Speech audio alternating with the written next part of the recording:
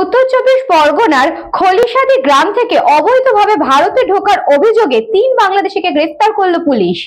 Police সূত্রে জানা গেছে, আজ সকালে হারোয়া থানার বকঝুরি পঞ্চায়েতের খলিশাদি এলাকায় সন্দেহভাজকভাবে 3 জনকে ঘোরাফেরা করতে দেখেন গ্রামবাসীরা।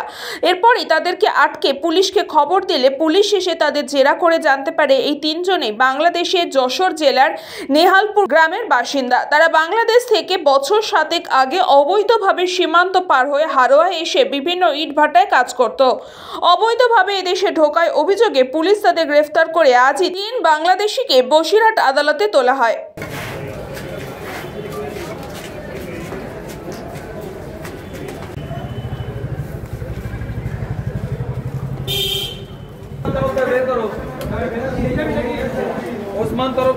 হাওড়া থেকে সুকান্ত দাসের report, news Bangla time. St. Augustine's Day School, Barrackpur.